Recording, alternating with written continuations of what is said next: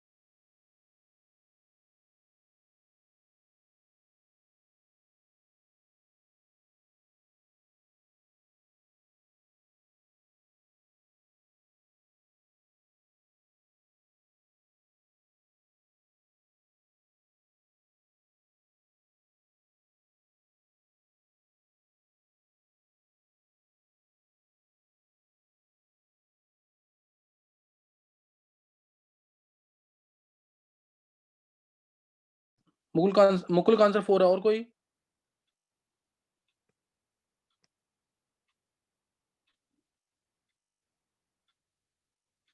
Sir it is an गलती से चला गया।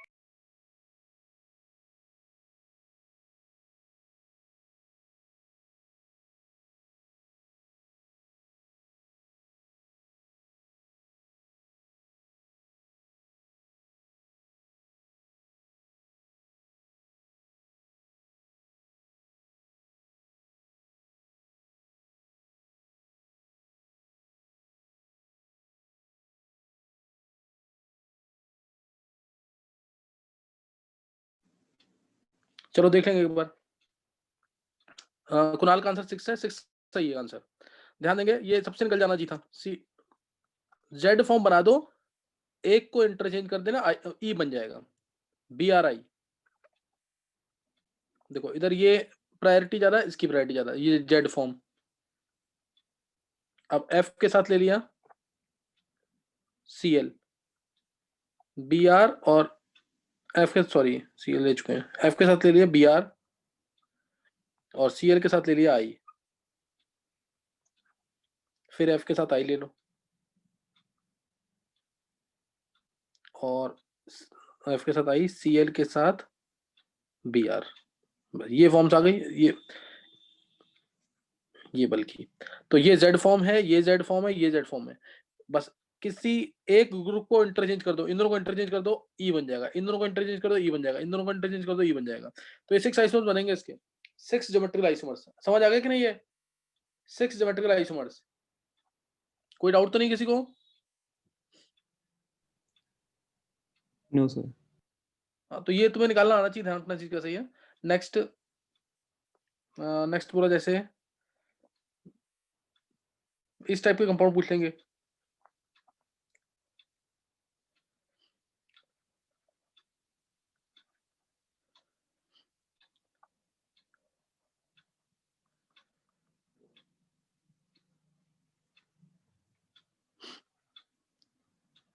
ये बताना है ये क्या है, दो यहाँ पे जीरो सेंटर है, दोनों में बताना कि क्या आएगा, Z आएगा, E आएगा।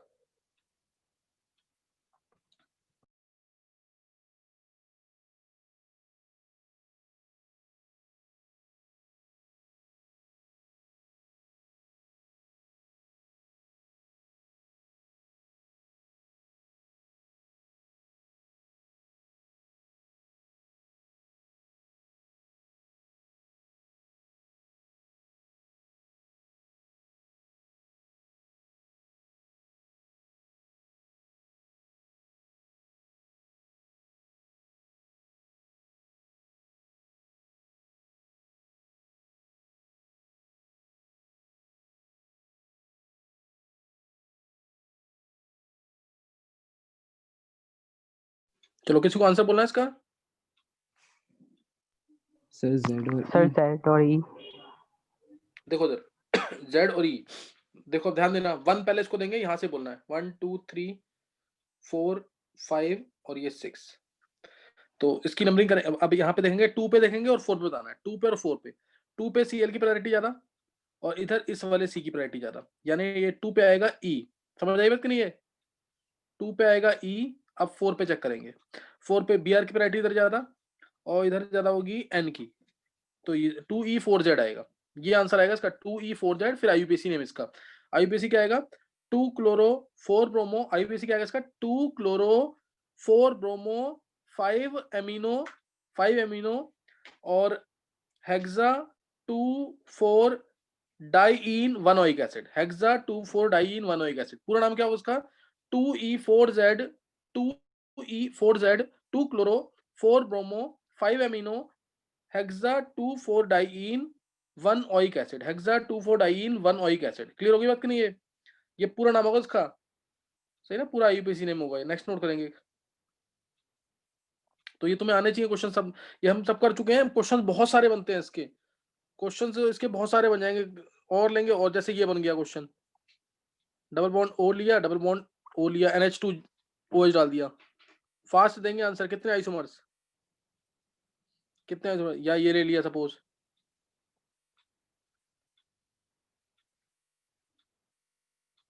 हाउ मेनी आइसोमर्स, इन दोनों में कितने आइसोमर्स बनेंगे। क्वेश्चंस ऐसे चाहेंगे तो बहुत सारे बन सकते हैं इसमें। इवन इस टाइप से भी क्वेश्चन बन सकता है एक।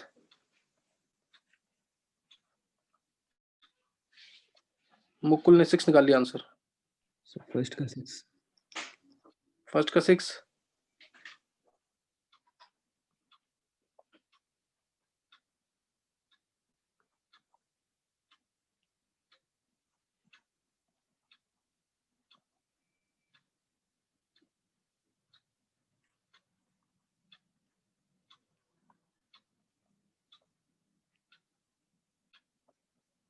ये दिए जैसे तुमने पूछा कितने ज्योमेट्रिक आइसोमर्स बनेंगे और किसके ज्योमेट्रिक आइसोमर्स पॉसिबल है, ये भी देख सकते हैं किसमें ज्योमेट्रिक आइसोमर्स पॉसिबल है।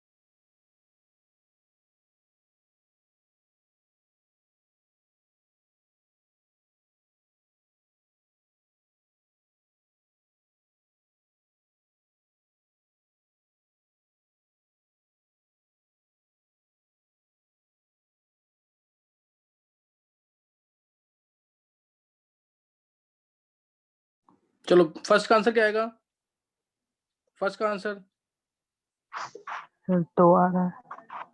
2। चलो इसने 2 निकाला, दो। डबल बॉन्ड NOH आएगा, ध्यान देंगे। चिराग ने 2 निकाला answer, double bond NOH, double bond NOH। दक्ष, लक्ष्य, श्रेया, आंसर बोलो इसका।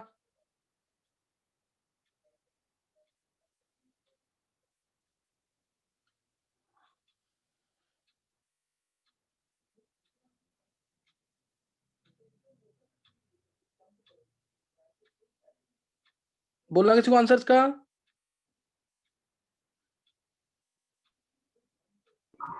सर 3 3 3 चिराग एक बार पे आंसर दिया कर, 2-3 बच्चे मत किया कर आंसर।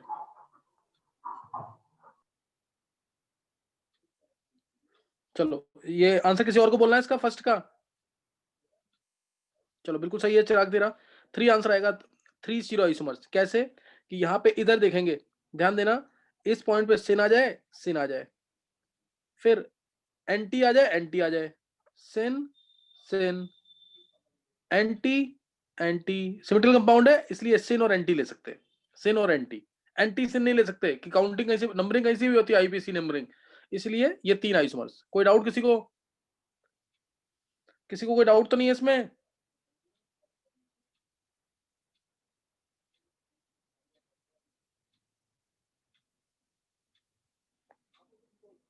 तो ये निकालना आना चाहिए। समझ गए कि नहीं ये? Yes, sir. हाँ नेक्स्ट। ये कुणाल उल्टे सीधे आंसर मत दिया कर बिना देखे। नेक्स्ट And देखेंगे next इसमें। two. हाँ नेक्स्ट में कितना आएंगे? Only 2. Only 2 geometrical isomers, only 2 आएंगे इसमें। ध्यान रखना चीज का। एक सिस तो मैंने दिखा रखा है, ट्रांस भी मैंने, अगर तुम्हें ध्यान है तो कल बना के दिखाया था। ये ट्रांस बना लो ऐसे पहले, ये ट्रांस बना दिया पहले इसी बॉन्ड के राउंड। इस बॉन्ड को सिर्फ मैंने क्या किया, ऐसे कर दिया कुछ, यही तो किया है इसमें। समझे कि नहीं? ये बॉन्ड तो ऐसे ही है, ये वाला बॉन्ड ऐसे ही है, इसको मोड़ दिया बस। अब इसको जोड़ दो, ये ट्रांस बन गया इसका। समझे कि नहीं है? Yes, sir. और इसको दिखाते हैं बीच में। 8 मेंबर रिंग है तो डबल बॉन्ड वो नहीं होगा। मुकुल तू पढ़ता नहीं है घर पे इसका मतलब बिल्कुल। कल मैंने सिखाया 8 से 11 तक होती है, रिंग ट्विस्ट कर सकती है, सिस स्टेबल होता है बस। इसको हम ऐसे भी शो करते हैं, ध्यान रखना इस चीज का, ये मतलब है इसमें। देखो घर पे अगर रिवाइज नहीं करोगे ना तो कम से कम 10 बार रिवाइज किया करो जो मैं पढ़ाता हूँ तुम्हें, ये भूल जाओगे थोड़े दिन में ही तुम। ये आया, और इसको ना ऐसे लो, दूसरे वाले का डबल बॉन्ड इसका ऐसे, ऐसे डबल बॉन्ड जो है, जो ट्विस्टिंग दिखाते हैं ना इसकी, इस तरीके से 1 2 और ये 3, और ये जोड़ दो। ये अब मैं जो बॉन्ड दिखाऊंगा ना, ये ध्यान देना, अब ये जाएगा नीचे की तरफ से, ये नीचे की तरफ से जाएगा या ऊपर की तरफ से, इसके ये वाला डॉटेड में दिखा दो बेशक। समझे कि नहीं है? ये डॉटेड में जाएगा। कार्बन कम हो गए शायद, 1 2 3, 1 मिनट जाओ, 1 ये ऐसे, 1 कार्बन 2 कार्बन, ज्यादा हो गए क्या? कार्बन काउंट करना है इसमें, 1 2 Sir, no, 3 सही है 4 5 6 7 8 9 हो गए ना कार्बन। Yes, sir. एक कार्बन चलो ज्यादा दिखा एक ही दिया। होगा ना वो तो। Sir, कौन यहाँ सा? पे अच्छा सर बॉन्ड है क्या सर ये? दोनों तरफ हाँ ये 5 डबल बॉन्ड है। 1 मिनट जाओ, दोबारा देख लो, नहीं दोबारा सर देख लो वो इसको। बीच में। दोबारा जो ट्रांसफॉर्म जो है ना, मैं जानू कैसे बना रहा हूँ कि इस तरह से होती है ट्रांसफॉर्म ये। 1 मिनट, 1 2 और ये 3 दिखा दिए, ये लिया, और इसमें ले लिया डबल बॉन्ड, सपोज ये डबल बॉन्ड ले लिया। उसके बाद फिर 1 2 और ये 3 दिखा दिए। अब कितने कार्बन हो गए टोटल? होना चाहिए 8, 1 2 3 4 5 6 7 8। अब सही है, ये डॉटेड में दिखा दो शक। समझे कि नहीं है? ये है उसकी ट्रांसफॉर्म, ये इस तरह से ट्रांसफॉर्म बनती है इसकी। और जो पीछे वाला डॉटेड बॉन्ड दिखा रखा है ना, वो डबल बॉन्ड के नीचे से जा रहा है, या ऊपर से कह लो या नीचे से कह लो, डैश में दिखाया तो नीचे से जा रहा है ये। और ये इसलिए बनाया है, डबल बॉन्ड ऊपर की तरफ है तुम्हारी तरफ, और जो डैश वाला है वो नीचे की तरफ है। ये इसलिए बनाया है क्योंकि ना ये ऑप्टिकली एक्टिव होता है। ये ध्यान रखना, टोटल स्टीरियो आइसोमर्स कोई पूछेगा ना उस कंपाउंड के तो 3 बोलना। इसकी मिरर इमेज बनेगी जो कि नॉन सुपर इम्पोजिबल होगी। इसकी मिरर इमेज बनेगी जो कि क्या होगी? Non super imposable. ये इसलिए दिखाया है। समझ गए कि नहीं है? Yes, sir. तो ये इसलिए दिखाया है। इस कंपाउंड के कोई आइसोमर्स पूछेगा अगर, तो तुम लोग कितने बोलोगे? 3 आइसोमर्स, 3 स्टीरियो आइसोमर्स। ये भी आगे स्टीरियो, अब वही पढ़ना है ऑप्टिकल आइसोमर्स, जो सबसे इंपॉर्टेंट टॉपिक है। इसके कोई आइसोमर्स बोलेगा तो कितने आइसोमर्स बनेंगे इसके? 3 आइसोमर्स, एक सिस ट्रांस और ट्रांस का मिरर इमेज, ट्रांस की मिरर इमेज, सही ना, ट्रांस की मिरर इमेज। तो ये ध्यान रखना इसके अंदर। और लास्ट वाले में होगी ज्योमेट्रिक आइसोमर्स की नहीं? सर होगी। लास्ट वाले ज्योमेट्रिक सर आइसोमर्स होगी। ये देखो सिस फॉर्म ये होता है। हॉरिजॉन्टल प्लेन, ये वर्टिकल प्लेन, ये हॉरिजॉन्टल प्लेन, तो वैलेंसी सेम साइड आ गई, yes ME sir, ME, ET geometric ET, geometric isomers हो जाएगी इसके अंदर।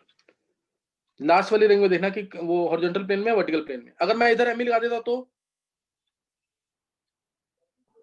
नहीं होती सर। फिर नहीं हाँ, होती। तब नहीं होगी, तब नहीं होगी। अच्छा, इसमें ऑप्टिकल होगी कि नहीं?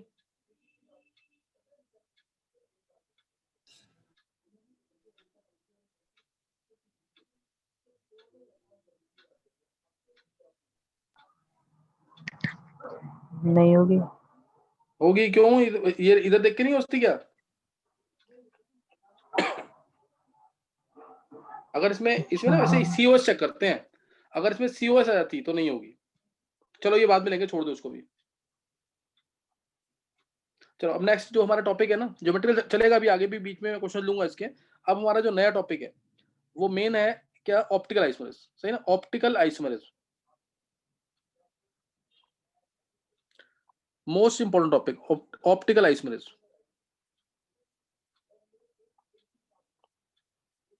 इसमें ध्यान रखना, एक तो मैं कन्फर्मेशंस थोड़ा सा उसका यूज जरूर करूंगा, कन्फर्मेशंस का मैं थोड़ा सा यूज करूंगा, तो आगे जाकर तो मैं बीच में बता दूंगा। 11th वाले बच्चों को तो नहीं पता होगा उसके बारे में, 12th वालों को सबको पता होगा।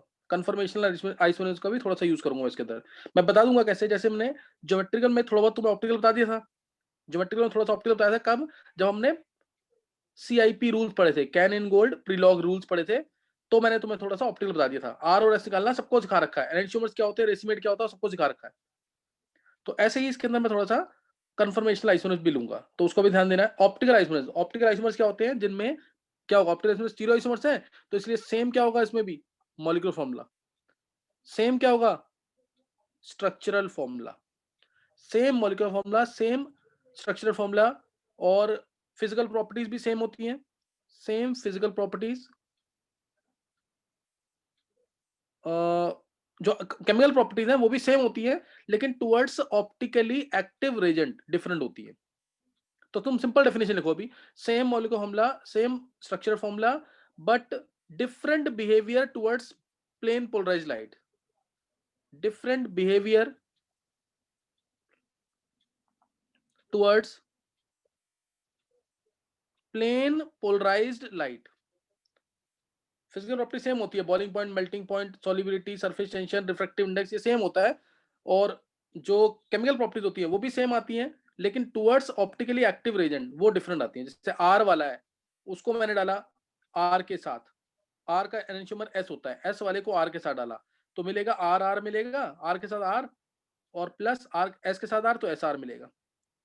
तो इस तरह से ना, ये दे रहा है आर आर, ये दे रहा है एस आर, तो टुवर्ड्स ऑप्टिकली एक्टिव रेजेंट है तो डिफरेंट मिलते हैं रेजेंट्स, तो कुछ डिफरेंस आता है, इसलिए मैंने लिखा नहीं है। मैंने बोला same molecular formula, same structure formula, but different behaviour towards PPL, different behaviour towards PPL. इसको हम डिटेल में डिस्कस करेंगे इस प्रॉपर्टी को। सेम बोलो सर, ये आर प्लस आर ये क्या किया? ये फिर से ये भी रहने देना, भी उस चीज को मत पूछा अगर जो हाफ बता रहा हूं मैं, ये बस हिंट दे दिया यहाँ पे कि आगे मैं बताऊंगा कि जो एनेंटियोमर्स होते हैं उनका behaviour with optically active Regent वो डिफरेंट प्रोडक्ट्स देंगे। वो क्या देंगे? डिफरेंट। देखो केमिकल प्रॉपर्टी जो बोलते हैं जैसे सेम होती है, ऐसा नहीं सेम नहीं है। जैसे कंपाउंड लिया मैंने, अगर मैंने ले लिया से OH और CHO, ये ले लिया मैंने कहा, इसमें अगर मैं ऑक्सीडेशन करता हूं, ये एक ये ले लिया और एक इसका एनेंटियोमर ये ले लिया।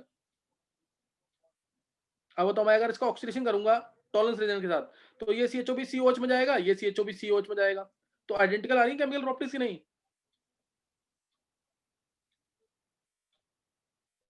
देखो आइडेंटिकल आ रही है ना केमिकल प्रॉपर्टीज, ये CHO भी CH2 किस में जाएगा? COOH में, टॉलरेंस रीजन के साथ। ये भी किस में जाएगा? COOH में।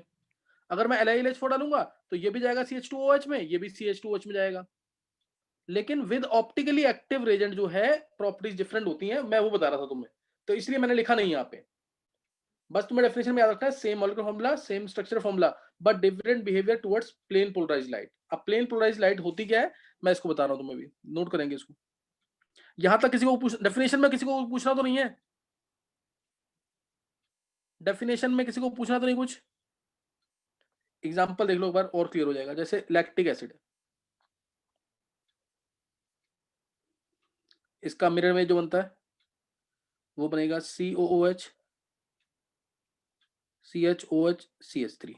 अब दोनों बिल्कुल सेम है ना ये, तो इनका मॉलिक्यूलर फॉर्मूला क्या है, सेम। दोनों का स्ट्रक्चर भी दोनों का क्या है, सेम। डिफरेंट सेम कनेक्टिविटी है ना, कनेक्टिविटी भी सेम है इसमें, सेम मॉलिक्यूलर फॉर्मूला है, सेम स्ट्रक्चरल फॉर्मूला है। लेकिन पीपीएल को अगर प्लेन पोलराइज्ड लाइट आएगी तो उसको एक कंपाउंड अगर ऐसे रोटेट कर रहा है, ये स्टेट आ रही पीपीएल, एक रोटेट करेगा ऐसे तो एक रोटेट करेगा ऐसे। इसलिए मैं बोल रहा हूं पीपीएल को जो कंपाउंड है, यहां पे कंपाउंड प्रेजेंट अगर, तो वो डिफरेंटली बिहेव करेगा उसके लिए, पीपीएल के लिए। एक राइट में रोटेट करेगा तो एक लेफ्ट में, एक क्लॉकवाइज तो एक एंटी क्लॉकवाइज। अभी समझ आ गई बात की नहीं? नहीं समझ आया अभी? आगे सर। नेक्स्ट नोट करेंगे। तो डेफिनेशन तो आगे चलती रहेगी पूरी इसमें पूरे टॉपिक में, सब ये बड़ा टॉपिक है, उससे हो सकता है कि ज्योमेट्रिकल से भी बढ़ा जाए। तो अब इसमें मीनिंग क्या है, ऑर्डिनरी व्हाइट लाइट क्या होती है, ये सबको पता हुआ वैसे तो, लेकिन फिर भी इसमें देखेंगे हम। ऑप्टिकल आइसोमेरिज्म, कुछ ऑप्टिक्स से रिलेटेड है, कुछ कुछ लाइट से रिलेटेड है ये, सही ना। तो जैसे कोई भी व्हाइट लाइट है, लाइट सोर्स कुछ भी होता है, जैसे सन से रेज आ रही हैं या फिर बल्ब से रेज आ रही हैं, रॉड से रेज आ रही हैं, व्हाइट लाइट जो भी आएगी तो वो उसका उसका जो क्या कहते हैं वाइब्रेशंस होगा, हर एक प्लेन में होता है। व्हाइट लाइट कहीं से भी आएगी तो उसका वाइब्रेशन क्या होगा, हर एक प्लेन में होगा, इस तरीके से कुछ मान सकते हैं।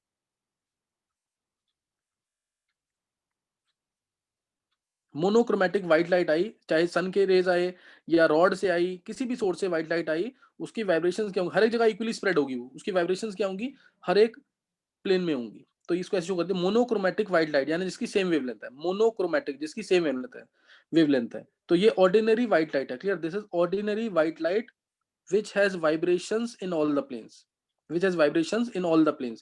अब इसको हमने पास किया एक प्रिज्म से, जिसे हम कहते हैं निकोल प्रिज्म। इसको पास किया मैंने निकोल प्रिज्म से। ये क्या करेगा, सारी वेवलेंथ को एब्जॉर्ब कर देगा, बस एक पर्टिकुलर वेवलेंथ जो उसके प्लेन में लाई कर रही है या जो इसके पैरेलल है वही इससे पास हो पाएगी, बाकी सारी वेवलेंथ को ये एब्जॉर्ब कर लेगा। ये निकोल प्रिज्म होता है। निकोल प्रिज्म जिसको हम पोलराइजर भी कहते हैं, निकोल प्रिज्म। और ये बना होता है कैल्साइट क्रिस्टल से। किससे बना होता है? Calcite crystal. कैल्साइट, ये भी पूछा हुआ है एक बार आईआईटी के अंदर। कैल्साइट CaCO3 होता है फॉर्मूला इसका, कैल्साइट CaCO3 से बना होता है ये। निकोल प्रिज्म से पास किया, अब जो लाइट इससे पास होके आएगी उसकी वाइब्रेशन सिर्फ एक प्लेन में होगी, इस तरीके से। This is called as PPL. ये है PPL, plane polarized light which has vibrations only in one plane, which has vibrations only in one plane, this is called as plane polarized light। समझे कि नहीं? निकोल प्रिज्म किससे बना होता है? Calcite crystal से। जब हमने इससे पास किया ऑर्डिनरी व्हाइट लाइट को जिसकी वाइब्रेशन हर एक प्लेन में थी, तो अब जो लाइट आएगी उसे बोलेंगे plane polarized light which has vibrations only in one plane. तो ये क्वेश्चन आया हुआ है, ये ऑर्डिनरी व्हाइट लाइट है। ये क्वेश्चन बोर्ड में पूछा हुआ 1 मार्क में, ऑर्डिनरी लाइट या मोनोक्रोमेटिक लाइट और पीपीएल प्लेन पोलराइज्ड लाइट में क्या डिफरेंस है, समझे कि नहीं? ऑर्डिनरी व्हाइट लाइट की वाइब्रेशंस हर एक प्लेन में होंगी, प्लेन पोलराइज्ड लाइट की वाइब्रेशंस एक ही प्लेन में होंगी। तो ये तुम्हें समझ आ गया। नेक्स्ट अब है, अब हमने इस पीपीएल को, इसी का बिहेवियर स्टडी करेंगे। इस पीपीएल को हमने पास किया through solution of N optically active substance. यहां बहुत इंपॉर्टेंट चीज, अब इसको हमने पास किया through solution of N optically active substance. यहां पे इसी कंपाउंड से हमें डील करना है पूरे टॉपिक में। ये इसके अंदर क्या है? Optically active substance. इधर क्या है? Optically active substance. इसका कंसंट्रेशन मान लिया, यही मानना है तुम्हें न्यूमेरिकल्स के लिए भी, C ग्राम पर ml या ग्राम पर सेंटीमीटर क्यूब। ये न्यूमेरिकल्स में ध्यान रखना कि ग्राम पर सेंटीमीटर क्यूब में वैल्यू लेनी है। और ये जो ट्यूब है इसे कहते हैं पोलरिमीटर ट्यूब। क्या बोलते हैं इसको? पोलरिमीटर ट्यूब, जिसकी लेंथ है L डेसीमीटर। न्यूमेरिकल के लिए इंपॉर्टेंट है, डेसीमीटर में लेना तुम्हें, जिसकी लेंथ क्या है? L decimetre. और इधर प्रेजेंट क्या है? कोई भी ऑप्टिकल एक्टिव सब्सटेंस, जैसे लैक्टिक एसिड जिसमें कार्य सेंटर होता है। जिसमें क्या होता है? कार्य सेंटर, जैसे ये जिसकी चारों वैलेंसी डिफरेंट, जिसकी चारों वैलेंसीज क्या है? डिफरेंट। जैसे एग्जांपल ले लेते हैं A, B, C और D। ये कायरल सेंटर होता है, कायरल कार्बन। कायरल कार्बन है, नहीं तो कायरल सेंटर कोई भी हो सकता है, कोई भी हो सकता है कायरल। कायरल मतलब उसकी हाइब्रिडेशन जो है sp3 होनी चाहिए। हाइब्रिडेशन क्या होनी चाहिए? sp3, तो वो कायरल है। जैसे मैंने ले लिया P double bond OH HMe, ये भी कायरल है। ये कायरल सेंटर है, कायरल कार्बन नहीं है, ये कायरल सेंटर है, समझिए कि नहीं। ऐसे ही कोई भी एग्जांपल ले सकते हैं इसका। मैंने एग्जांपल ले लिया से ये PMEETH, तो ये भी कायरल सेंटर है, ये भी कायरल सेंटर है, ठीक है। अब ये ले लिया NMEETH, क्या ये कायरल सेंटर माना जाएगा? देखो ये दो कंपाउंड है, दिस इज टू कंपाउंड, इसकी मिरर इमेज भी बनेगी। ये दो कंपाउंड है, इसकी मिरर इमेज बनेगी। ये दो कंपाउंड है, इसकी मिरर इमेज बनेगी। इसमें कायरल सेंटर तो है, this is chiral centre, N chiral centre है, लेकिन इसकी मिरर इमेज नहीं बनती है। ये एक ही कंपाउंड है, इसको हम रिजॉल्व नहीं कर सकते हैं, इसको हम रिजॉल्व यानी इसकी मिरर इमेज एग्जिस्ट नहीं करेगी, समझिए कि नहीं। ये ध्यान रखना, इसको बोलते हैं पिरामिडल इन्वर्जन। ये होता है पिरामिडल इन्वर्जन या अमीन इन्वर्जन की वजह से।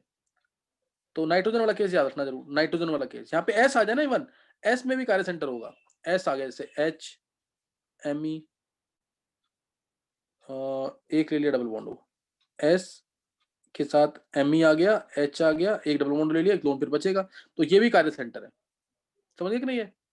कायरल सेंटर समझ आ गया क्या चीज है? जिसकी 4 वैलेंसीज क्या होंगी? डिफरेंट होंगी। हाइब्रिडेशन होती है sp3, समझ आ गया क्या चीज है? ये पहले भी बताया हो ना, ये कायरल सेंटर से एग्जांपल ली थी। बस नाइट्रोजन में चारों ग्रुप डिफरेंट, तीनों ग्रुप डिफरेंट और एक लोन पेयर है, तो उसको हम कायरल सेंटर तो मानते हैं, लेकिन बट इट इज नॉट रिजॉल्वेबल। उसको हम सेपरेट नहीं कर सकते दो कंपाउंड्स के अंदर। अच्छा, अब ये है सॉल्यूशन, ये इसको बोलते हैं पोलरिमीटर ट्यूब। दिस, ये जो ट्यूब है पूरी, इसको क्या बोलते हैं? Polarimeter tube.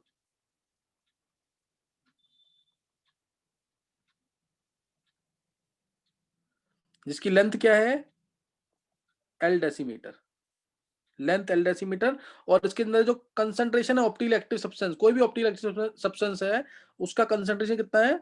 C ग्राम पर सेंटीमीटर क्यूब। इससे जैसे ही पास करेंगे, अब ये ऑप्टिकली एक्टिव सब्सटेंस, ये जो सब्सटेंस मैंने माना है वो ऑप्टिकली एक्टिव है, वो इस PPL को या तो राइट में रोटेट करेगा या लेफ्ट में। जैसे PPL आई तो इसको रोटेट कर देगा राइट में, थीटा एंगल से, थीटा एंगल से। अगर राइट में रोटेट किया तो मैं इस ऑप्टिकली एक्टिव सब्सटेंस को बोलूंगा डेक्स्ट्रो रोटेटरी। डेक्स्ट्रो मींस होता है राइट, डेक्स्ट्रो रोटेटरी, है ना, डेक्स्ट्रो रोटेटरी। और अगर ऑप्टिकली एक्टिव सब्सटेंस PPL को लेफ्ट में रोटेट कर देता है, ऐसे, ये PPL है ना ये वाली, इसको लेफ्ट में रोटेट कर देता है थीटा एंगल से, तो इसे बोलेंगे ऑप्टिकली एक्टिव सब्सटेंस को क्या बोलेंगे तब? Laevo rotatory, laevo rotatory. Laevo means left, समझिए कि नहीं। और इसको हम एनालाइज भी करते हैं ना, इसको एनालाइज किससे करते हैं? Through analyser. इसको एनालाइज कर देखते कैसे हैं? एनालाइजर के थ्रू। एनालाइजर, हाँ एनालाइजर, ये पोलराइजर, ये एनालाइजर, अगर दोनों पैरेलल हैं एक दूसरे के, दोनों पैरेलल हैं, तो इंटेंसिटी जो है लाइट की, PPL की जो इंटेंसिटी है वो मैक्सिमम होती है। ये एनालाइजर है और ये पोलराइजर। तो ये बता दिया इतना, ये इसकी जो थोड़ा सा इसका थ्योरी थी वो बता दिया मैंने, ये पता होना चाहिए तुम्हें। इसके अंदर क्वेश्चंस क्या आते हैं वो बता दिया मैंने। ऑर्डिनरी व्हाइट लाइट और प्लेन पोलराइज में लाइट में क्या डिफरेंस है। फिर उसके बाद डेक्स्ट्रोरोटेटरी कब बोलेंगे? ऑप्टिकली एक्टिव, ये जो ऑप्टिकली एक्टिव सब्सटेंस है इसको डेक्स्ट्रोरोटेटरी कब बोलेंगे, इसको लीवोरोटेटरी कब बोलेंगे, वो बता दिया। L डेसीमीटर लेंथ किसकी है? पोलरिमीटर ट्यूब की। C ग्राम पर सेंटीमीटर क्यूब क्या है इसका कंसंट्रेशन, ये सब पता होना चाहिए इसके अंदर। किसी को कोई डाउट तो नहीं है? No sir. तो डेक्स्ट्रो को बोलेंगे? डेक्स्ट्रो जब राइट में रोटेट करेगा, लीवो जब लेफ्ट में रोटेट करेगा। If PPL is rotated towards right, then optically active substance is called as dextrorotatory. If PPL is rotated towards left, then optically active substance is called as levorotatory. PPL rotated towards right, then optically active substance is called as, इस substance के अंदर जो अंदर है ना substance, उसकी बात कर रहे हैं, तो उसे डेक्स्ट्रोरोटेटरी बोलेंगे, नहीं तो लीवोरोटेटरी। और ध्यान रखना इस चीज का, जो स्मॉल d स्मॉल l हैं, इनका कैपिटल D और कैपिटल L से कोई लेना देना नहीं है। कैपिटल D कैपिटल L सबने पढ़ा हुआ 12th वाले बच्चों ने, capital D and capital L ये पढ़ा है तुम लोगों ने बायोमोलिक्यूल चैप्टर के अंदर। इनका कोई लेना देना नहीं स्मॉल d स्मॉल l से। Capital D and capital L they refers to configuration, they refer to configuration. ध्यान है ना, farthest carbon configuration, farthest chiral carbon पे अगर OH राइट में है तो कैपिटल D यूज करते हैं। ये मतलब पुरानी टर्म है, यूज कम करते हैं इसको। और capital D and capital L refers to configuration, capital D and capital L refers to configuration, and small D small L, small D को प्लस भी बोलते हैं और स्मॉल एल को माइनस भी बोलते हैं। Small D and small L refers to optical rotation, optical rotation जो हम देख रहे हैं यहाँ पे, ऑप्टिकल रोटेशन लाइट की रोटेशन डील करता है। तो स्मॉल डी स्मॉल एल, इसकी जगह हम आजकल क्या यूज करने लगे हैं, आर और एस, और स्मॉल डी स्मॉल एल इसकी क्या यूज करने लगे, आर और एस। और कैपिटल डी कैपिटल एल तो हमने यूज किया था किसके लिए, ग्लिसरल्डिहाइड या कंपाउंड्स ऑफ ग्लिसरल्डिहाइड के लिए। कैपिटल डी कैपिटल एल किसके लिए यूज किया था हमने, ग्लिसरल्डिहाइड या कंपाउंड्स डिराइव्ड फ्रॉम ग्लिसरल्डिहाइड या compound which can be converted to glyceraldehyde, उनके लिए ही सिर्फ यूज किया था। And it refers to configuration. और जो स्मॉल डी स्मॉल एल है, it refers to optical rotation, it refers to optical rotation. इसी हम आगे यूज करेंगे रेक्टस और सिनिस्टर, ज्यादा यूज होगा ये, R S, rectus sinister, rectus sinister. बहुत सारी फॉर्म्स आएंगी ऐसे, ये ऐसी बहुत सारी फॉर्म्स आएंगी, मैं एक बार लिख देता हूं ताकि तुम्हें दिमाग में रहे ये। देखो एक अभी स्मॉल डी स्मॉल एल आ गया, आर एंड एस आएगा, दोनों एक ही बात है, ये इन दोनों में ज्यादा डिफरेंस नहीं है, ये थोड़ी आउटडेटेड है, स्मॉल डी और एल, और आर एस लेटेस्ट जो यूज होते हैं, रेक्टस और सिनिस्टर, रेक्टस सिनिस्टर। इसके अलावा आएगा ई एंड टी, एरिथ्रो और थ्रियो, एरिथ्रो और थ्रियो, एरिथ्रो थ्रियो में कुछ भी याद कर लेना, एस्टो करके याद कर लेना, क्योंकि ना बहुत कम यूज होगा एस्टो। एरिथ्रो सेम, ये सेम है, एरिथ्रो सेम, और थ्रियो ऑपोजिट, ये बस ये वर्ड याद कर लेना, इसका यूज मैं बता दूंगा क्या मतलब है इसका। एरिथ्रो मतलब सेम और थ्रियो मतलब ऑपोजिट, एस्टो कर लो या उल्टा कर लो, टोज, कैसे भी याद कर लेना, इसको कुछ भी बना के याद कर लेना। टोज में क्या है, थ्रियो ऑपोजिट और एस्टो सेम कुछ भी बना लेना, ये याद रखना क्योंकि कम यूज होगा, बाद में ना भूल जाते हैं कि एरिथ्रो वाले में सेम था कि थ्रियो वाले में सेम था। एरिथ्रो और थ्रियो ये यूज होगा। ये सब भी पूरे चैप्टर में बहुत डिटेल में कराऊंगा मैं, एक दो एग्जांपल नहीं, ज्यादा एग्जांपल लेके बताऊंगा इसको। Erythro threo, R and S ले लिया, एरिथ्रो थ्रियो ले लिया, स्मॉल डी स्मॉल ले लिया। इसके अलावा यूज कर लेंगे हम एनोमर्स यूज करेंगे, टर्म एनोमर्स यूज करेंगे, और कोई और एक और यूज, ये एनोमर्स और एपीमर्स, ये 12th वाले बच्चों को पता होगा, बायोमोलिक्यूल्स में पढ़ा हुआ है। कौन तो आएगा इसकी डेफिनेशन,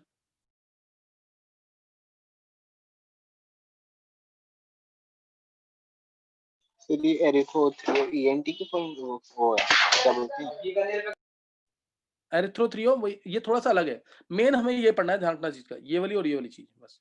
एनोमर्स एपीमर्स 12th में है, एपीमर्स ये भी, एनोमर्स और एपीमर्स दोनों के दोनों 12th क्लास के सिलेबस में। तो ये सारी टर्म्स यूज होंगी। ईएनटी और एरिथ्रो थ्रियो जो भी अलग अलग है। हाँ, एरिथ्रो थ्रियो अलग है, एरिथ्रो जैसे आर और एस है ना, ऐसे एरिथ्रो है और थ्रियो है, सही है, जैसे आर और Yes. एस है ऐसे एरिथ्रो थ्रियो है, सही। तो ये सब पढ़ेंगे आगे, सही ना। एनोमर्स किसी को भी याद नहीं है, isomers in which there is difference in configuration at first carbon atom, जैसे alpha D plus glucose, beta D plus glucose are anomers. Epimers क्या थे, isomers in which there is difference in configuration at other than first carbon atom in aldehyde and second other than second carbon atom in ketone. नहीं याद, जैसे glucose and galactose are C4 epimers, glucose and mannose are C2 epimers. नहीं पढ़ रहे तुम लोग, ये basic terms तो याद रहनी चाहिए बिल्कुल। तो ये यहाँ बता दिया मैंने इसके अंदर। अब इसके अंदर जो हमने अभी थीटा निकाला, पीछे ध्यान देंगे, जो हमने पीछे थीटा निकाला अभी, यहाँ पे थीटा निकाला ना, देखो इसके अंदर मैंने जो थीटा निकाला है उसे बोलते हैं theta observed, theta observed.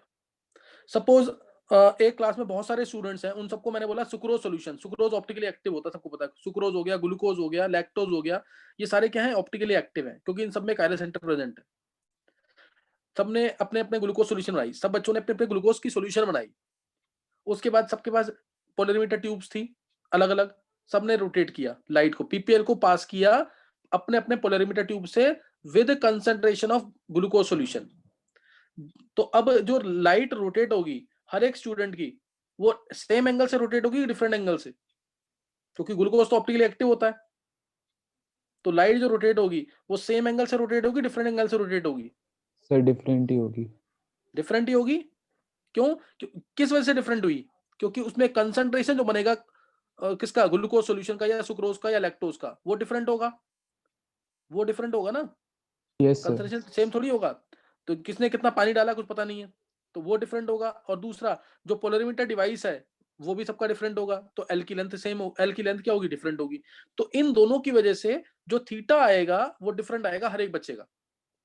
Experiment में थीटा क्या आएगा, डिफरेंट आएगा। This is called as theta observed. इसलिए एक अलग से एंगल डिफाइन किया गया, क्या, specific angle of rotation. Specific angle of rotation, जिसके लिए हमने क्या मान लिया कि length of polarimeter tube is 1 decimetre, ध्यान रखना 1 decimetre, and concentration of optically active substance is 1 gram per centimetre cube, ताकि ये जो प्रॉब्लम थी ओवरकम हो जाए। वो समझ गया कि नहीं है? तो वो एंगल होता है हमारा अल्फा। अल्फा वो डिपेंड करता है टेम्परेचर ऑफ सॉल्यूशन पे, डिपेंड करता है टेम्परेचर ऑफ सॉल्यूशन पे और वेवलेंथ ऑफ लाइट यूज पे।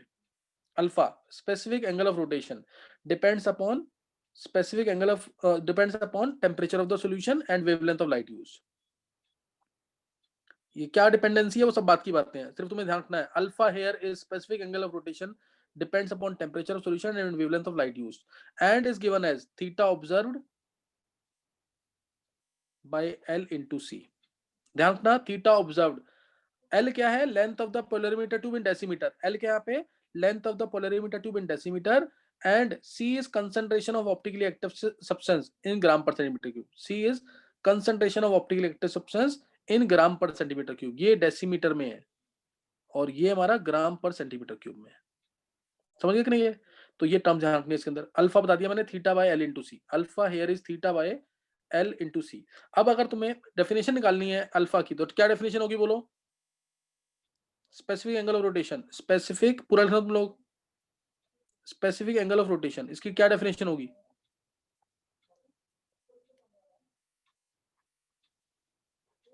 बताओ। Ratio of theta observed and length of polarimeter multiply into concentration। नहीं नहीं नहीं, ये नहीं, गलत है। अभी मैंने डिफाइन किया ना इसको, when length of the polarimeter tube is 1 decimeter and concentration is 1 gram per centimeter cube, specific angle of rotation is equal to observed angle of rotation। specific angle of rotation is equal to observed angle of rotation when length of the polarimeter tube is 1 decimeter।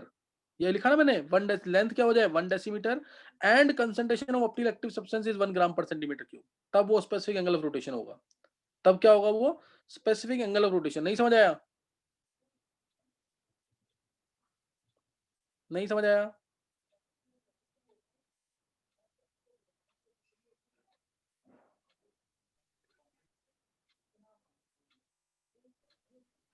आगे से definition note कर लेना, specific angle of rotation is observed angle is equal to observed angle of rotation when concentration of optical active substance is 1 gram per centimeter cube and length of the polarimeter tube is 1 decimeter। अब factors कौन कौन से जिस पे depend करता है जल्दी से नोट कर लेंगे। Factors affecting observed angle of rotation, factors affecting theta, factors affecting theta. पहला ऊपर देखो 4 फैक्टर तुम्हें यही दिख रहे हैं, 1 2 3 और 4। तो temperature of solution, second wavelength of light used, तीसरा length of the polarimeter tube in decimeter, fourth concentration in gram, concentration of पूरा तुम लोग, concentration of optical active substance in gram per centimetre cube, concentration of optical active substance in gram per centimetre cube. Fifth और 6 point nature वाले, nature of optically active substance, optically active substance, और nature of solvent used, nature of solvent used या nature